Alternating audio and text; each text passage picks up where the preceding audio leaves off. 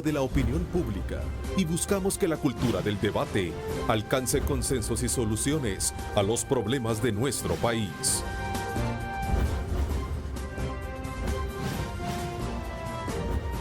Diálogo con Ernesto López, edición especial. Hola, ¿qué tal? Muy buenos días. Gracias a Dios es viernes 24 de julio del año 2020. Muchísimas gracias por estar pendientes siempre de este segmento de la entrevista con Diálogo y gracias a David Cruz por mantenernos siempre bien informados. Bueno, como ustedes saben, los días viernes es el panel de analistas invitados, como ya es costumbre dentro de este segmento, analizar todos los temas que son pues prácticamente tendencia, lo que es información, tanto en el ámbito legislativo, ejecutivo y judicial. Pero lo que nos ha sorprendido a todos y que esto deja un precedente pues bien sentado, la captura del exministro de la Defensa, Munguía Payés. Y vamos a comenzar pues precisamente esta mañana abordando esa temática, pero antes quiero darle la más cordial de las bienvenidas acá en el estudio al licenciado Julio Valdivieso. Bienvenido, licenciado. Buenos días, Osvaldo. Buenos días, Marvin, y a Carlos en su casa. También nos acompaña acá en el estudio el licenciado Marvin Aguilar. Un gusto tenerlo acá con nosotros este viernes. Un gusto salir de la cuarentena domiciliaria y estar en el set, así es que saludos a la audiencia. ¿Qué mensaje se está dando con esta captura donde ya se menciona también al expresidente Mauricio Funes por primera vez que va a ser acusado por el proceso de las pandillas? Bueno, yo creo que esto era una crónica anunciada. Esto desde hace mucho tiempo se sabía que había una investigación al respecto por el tema tregua. En este tipo de casos yo siempre he creído que uno sabe cómo jala el hilo, pero no sabes a dónde va a llegar. Esto es el principio de una serie de situaciones que se van a venir. Ojalá la Fiscalía tenga todos los suficientes elementos de juicio, que tenga soportada toda esta investigación, porque esto es producto de una captura administrativa, es decir, la Fiscalía ha estimado de que hay suficientes indicios que permiten la participación y la existencia del delito. Ahora viene la otra fase más complicada, que es la fase de sostenimiento del caso en el órgano judicial, porque todo esto que ha hecho, dijéramos, hasta este momento la Fiscalía, lo ha hecho unilateralmente, en el sentido que ella recoge la prueba, ella entrevista testigos, hace las experticias que crea conveniente, sin la participación de una defensa técnica material del imputado. Con la captura del imputado se abre esa etapa. Él va a tener la oportunidad, dijéramos, de hacer uso de su principio de inocencia, va a tener derecho a defenderse materialmente dentro del proceso y a que sean cuestionadas todas las pruebas que se vierten. El todopoderoso ministro de la Defensa, por 10 años, ¿no? Haya podido, por fin, lo hemos visto ayer, y que no se trata de alegrarnos, ¿verdad? Porque la imagen de anoche, él bajando de la patrulla esposado, te dice mucho de aquel general que llegó con un gran despliegue, ¿verdad? De helicópteros, tropa, a la Asamblea Legislativa a rendir un informe de labores, ¿verdad? Con el traje de Gerardo Barrios, emulando al capitán general Gerardo Barrios, que él mismo rediseñó como uniforme de gala del ejército, ¿verdad? Entonces, aquel atuendo de capitán general lo has visto anoche en un verdadero contexto que nos lleva a la reflexión de que el poder es pasajero, de que, estoy de acuerdo contigo, de que hay un marco jurídico donde el cual el funcionario debe de guiarse para evitar que dentro de años te anden persiguiendo, porque tanto la correlación de fuerzas políticas cambia y tanto la percepción popular cambia, que es necesario que donde tú te vayas dejes amigos y dejes buena buena opinión para que no te anden persiguiendo. Vamos a escuchar la opinión del licenciado Carlos Araujo y también aprovecho para darle la más cordial de las bienvenidas a Diálogo. Buenos días, licenciado. Hola, buenos días, Orlando, Marvin, Julio. Mira, he estado escuchando detenidamente las intervenciones de los amigos ahí. Yo creo que esto que vimos el día de ayer, de alguna manera refleja un trabajo arduo de la Fiscalía General de la República y eso hay que reconocerlo. Este tipo de casos no son casos fáciles y que de alguna manera se han venido reclamando en el tiempo y señalando en el tiempo de que qué pasaba con los padres de estos actos ilegales que se cometieron en el contexto de esta llamada tregua con las pandillas.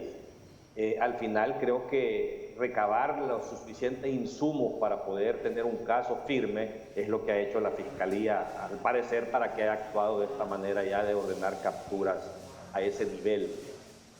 Contextualizando un poco el asunto, no nos perdamos en función de que en aquella época del gobierno de Funes, el establecimiento de una política de gobierno de diálogo con este fenómeno, que es un fenómeno inmenso en el país, de las pandillas, a pesar de que algunos no lo compartimos, pero era válido tratar de establecer mecanismos de diálogo desde el gobierno para desmontar todas esas estructuras y facilitar programas de gobierno que permitieran la reinserción de todos estos segmentos de población que estaban involucrados en esta actividad criminal. El problema de esto no es el tener una política de gobierno vinculada a un diálogo con el fin de desmontar las estructuras delincuenciales, sino que en ese contexto de establecer ese diálogo se cometieron una serie de actos ilícitos más allá de las atribuciones que tenían para poder beneficiar a estos grupos o a los agentes de estos grupos, violando una gran cantidad de leyes. Y eso es precisamente el resultado. Esas órdenes solo podían venir de los padres de la tregua, que en este caso era el presidente de la República y el ministro que fue el creador, el genio de todo este programa y esta política de gobierno. Bueno, y hay una línea de tiempo aquí que quiero compartirla también con los televidentes, licenciado Valdivieso, para que hagamos una lectura desde el 2016 hasta el 2019, de cómo este caso, vínculos de Mauricio Funes y David Munguía Payés, el tema de las pandillas. En el 2019, juez Salazar a la Fiscalía dice, desentierre esa evidencia. Prácticamente, pues, el expresidente Mauricio Funes todo el tiempo venía, al igual que el exministro, venían diciendo que solamente eran rumores. Pero la crónica viene un poco más atrás, desde el 2016, donde se empieza a revelar todo este tipo de situaciones. El caso Chivo de los Centrales. La acusación de extorsión contra Rubén Sosa Chivo, la Fiscalía General de la República incauta teléfono que contiene, ojo, llamadas al general Munguía Payés y a Benito Lara. También tenemos la línea en el 2017, donde el caso Tregua, José Godofredo Salazar reclama a la Fiscalía por no acusar al general Payés ni al expresidente Mauricio Funes. ¿Desde hace cuánto se viene con este estira y encoge? En el 2018... bueno, aquí en el 2019, la repetición juicio tregua, si ustedes se recuerdan también, habían otros artífices ahí involucrados, lo que estaba mencionando el licenciado Valdivieso. Payés testifica y admite que la tregua era una política pública y que nació en su despacho en el año 2012. Y luego, pues, la situación ya en el 2019, la operación Cuscatlán, si ustedes se recordarán, el testigo Noé que relata los beneficios obtenidos, ¿verdad?, por las pandillas debido a la tregua de Payés. Audios dicen que en el teléfono del Chivo hay un video del militar entregando uniformes a pandillas. Todo esto se va a tener que llevar y ventilar en el proceso, las pruebas, y para, pues, poder decir, ¿verdad?, o sea, culpable o inocente. Y en el 2019, lo que decíamos del juez Salazar a la Fiscalía, que desentierre, pues, esa evidencia. Pues las evidencias ahí estaban, lo señalaba la misma ex embajadora de los Estados Unidos, Mari Carmen Aponte. Y entonces aquí la cuestión ¿es política o realmente está funcionando hasta ahora? Yo siento lo que le pasa a la Fiscalía en este momento es agarrar el liderazgo en el tema de la defensa en la legalidad del país. Este tipo de señales es la que el país estaba esperando. Aquí no estamos diciendo si es culpable o inocente el general. No es fácil, a mí no me agrada ver a una persona que haya haya sido ministro de seguridad en este país, que haya sido ministro de la defensa, verlo en esas condiciones. O sea, yo creo que una cosa es la verdad jurídica y otra cosa es la realidad. Ojalá, y uno no logra dimensionar cuando se toma el tema dijéramos, de la presunción. Que tú le presumas a una gente que sea inocente no solo es ese hecho, sino el tratamiento a que tiene derecho. Independientemente de lo que jurídicamente pase, ya para efectos prácticos ya hay una sanción de parte de la ciudadanía, no desde ahora, sino desde antes. Entonces creo yo que en este momento, ojalá con esa apertura que empiezo a dar ya la Fiscalía, empiece ya a empujar otros casos en igualdad de condiciones, porque aquí no solo se ha hablado en el despacho de Munguía Payés, no solo se hablaron en los gobiernos de Funes, se han hablado a nivel de alcaldía, se han hablado a nivel de funcionarios del anterior gobierno. Entonces, ¿qué es lo que uno puede esperar? ¿Verdad? Una justicia, una igualdad.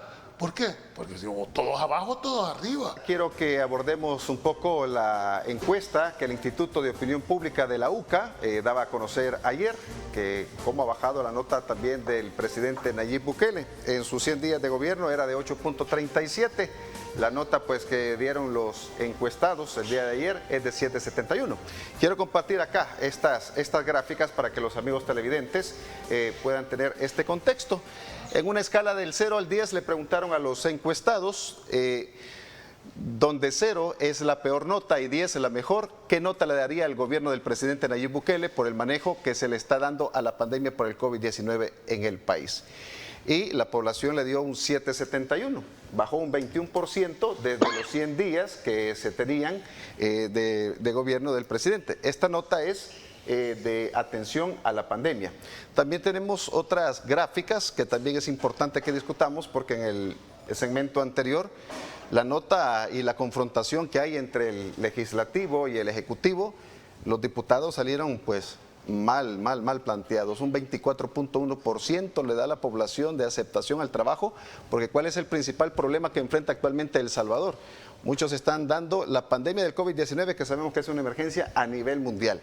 En segundo lugar, es la confrontación que existe entre el Ejecutivo y el Legislativo, la situación económica que agobia a la mayoría de la población, un 12.8%, y la vulnerabilidad de la población y el desempleo.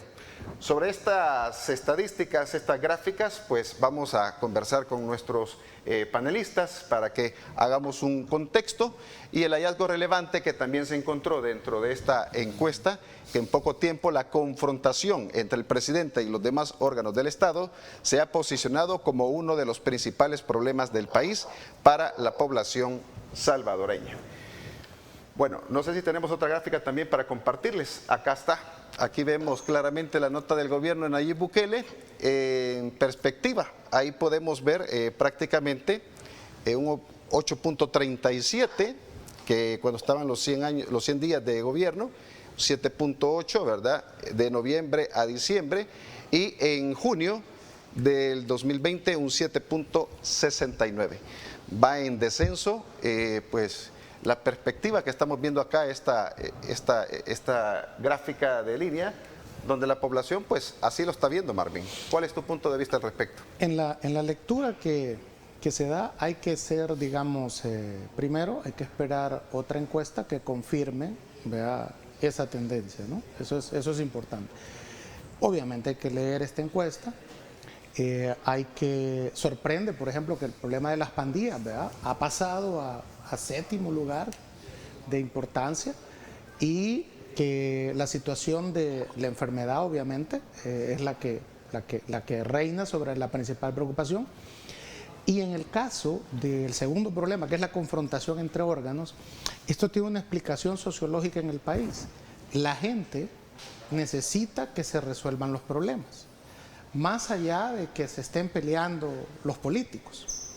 Y el mensaje que está enviando ese resultado es: pónganse de acuerdo, porque quien esté haciendo números alegres de que la nota del presidente ha bajado también debe de ir a ver la pésima nota que sacan los diputados. Vamos a ir con el licenciado Carlos Araujo para escuchar su punto de vista sobre esta encuesta del UDOP. Mira, de una forma rápida, porque ya no hay mucho tiempo, yo te quiero resumir en un par de cosas. O sea, para mí algo que me deja esta encuesta de la UCA es que el blindaje de la todopoderosa imagen presidencial ya está con fisuras, y fisuras importantes. O sea, en general la encuesta te dice de que el presidente en esa evaluación increíblemente elevada que mantenía al inicio de su gestión, a un año de esta gestión como tal, está siendo bastante tocada y dañada, con pérdidas de entre 20 y 25 puntos en diferentes aspectos de las evaluaciones que se hacen. Cuando tú ves la nota, y la nota esta que le pone la población refleja precisamente eso, o sea, ya está en una nota similar a la nota de Funes en su primer año de gestión, y eso te dice mucho de que ya está en los números que un presidente, por muy popular que sea, puede mantener. Otra cosa a destacar de esta encuesta es que hay un 72% de la población que dice que el presidente está obligado a presentar informes detallados de los recursos que está administrando en la pandemia. Esto precisamente es lo que ha generado todo el conflicto entre órganos de Estado y el veto del decreto 661 para administrar la pandemia, porque lo que hizo que ese veto sucediera fue precisamente la administración de los recursos como tal, que la Asamblea le exigía que rindiera cuentas y presentar informes, y él se negaba. Ahora el presidente tiene un instrumento que le está diciendo que la población en un 72% le dice, por favor, presente informes detallados de la administración de los recursos como tal. Otra cosa relevante es el hallazgo en esta encuesta, y con esto termino, de que el segundo problema del país es el conflicto generado del presidente contra los otros órganos de Estado. No es entre órganos de Estado, es del presidente con relación a los otros órganos de Estado. Creo que también eso es parte del gran problema que estamos teniendo, y que vamos a tener una gran repercusión económica, que las otras datos de la encuesta nos dicen que los problemas económicos y de empleo son los que ya está resistiendo la población como tal, y no estamos haciendo absolutamente nada por resolver esto. Licenciado Valdivieso. Bueno, rápidamente, solo quiero terminar la idea anterior cuando se hablaba de que en el proceso de la Asamblea Legislativa, y Marvin estableció, es que no quieren ir los funcionarios. Si es que este tema no es de querer ir, es que hay obligaciones constitucionales por el hecho de ser funcionarios que las tienen que cumplir, les guste o no les guste ir. En el caso de la UCA, yo sí quiero decirte, si alguien se ha ganado el respeto en este país, ¿verdad?, para opinar, para hacer, ha sido la UCA. O sea, el tema académico creo que hay que ponerlo en el contexto. Creo que son de las pocas reservas morales que va teniendo el país. Por lo tanto, hay que ponerlo en ese contexto. A mí lo que me llama poderosamente la atención es lo que la ciudadanía está viendo en este pimponeo. Fíjate que en la tabla que pusieron sobre la preferencia de los partidos políticos, habla de que casi un 60% de la población no tiene preferencias por los partidos políticos. Tiene un 30% para Nuevas Ideas, creo que está entre 4 para el Frente y para Arena, ¿me entendés? Los demás ni siquiera se ven reflejados. Eso te indica la percepción, y en política eso es una realidad. Y yo creo que al final se termina imponiendo la realidad. Desde aquí hasta las elecciones hay muchísima agua que cruzar bajo el puente. Pero ¿sabes cuál es lo peor? ¿Sabes cuál es lo peor? Es cómo la ciudadanía está percibiendo. Y ahí siento que los partidos FMLN y Arena tienen que ver la visión estratégica de cómo van a hacer desde aquí adelante para lograr cambiar la percepción de la ciudadanía en cuanto al manejo, sobre todo al manejo de la pandemia. Si tú ves, esa encuesta refleja que la credibilidad que le da la ciudadanía a la Asamblea en el manejo de la pandemia es más del 60% muy malo, cuando sabemos que eso tiene varias aristas. En ese sentido, siento yo que tiene que haber un cambio de actitudes de los señores diputados y ponerse en una forma más realista para poder enfrentar. De lo contrario, van a tener sus costos. Yo creo que tienen el tiempo suficiente para hacer un replanteamiento, ¿verdad? Y si no, el finales de febrero va a haber una factura que alguien la va a pagar. El gran dilema que quisiéramos tener la bolita mágica es quién va a pagar esa factura. Bueno, muchísimas gracias al licenciado Julio Valdivieso, también al licenciado Marvin Aguilar y al licenciado Carlos. Quiero también, antes de finalizar, de que Carlos Araujo, que hoy Ernesto López, primeramente Dios, va a recibir el alta. Siempre está pendiente del programa Diálogo, y también alguien que está pendiente es el doctor Kirio Waldo Salgado. Un saludo a Kirio, sabemos de tu problema con la vista, estás en nuestras oraciones y esperemos que ya pronto este tema podamos tenerte otra vez en el panel. Un saludo desde aquí a esos dos compañeros de panel, bueno, a Neto y al doctor Kirio Waldo. Ya próximamente pues vamos a tenerlo pues, por acá, a Neto. Bueno, muchísimas gracias, licenciado. Bueno, tenemos que irnos, son ya las 7:59. A continuación, arriba mi gente, que tengan un excelente día viernes. Lideramos el camino de la opinión pública y buscamos que la cultura del debate alcance consensos y soluciones a los problemas de nuestro país.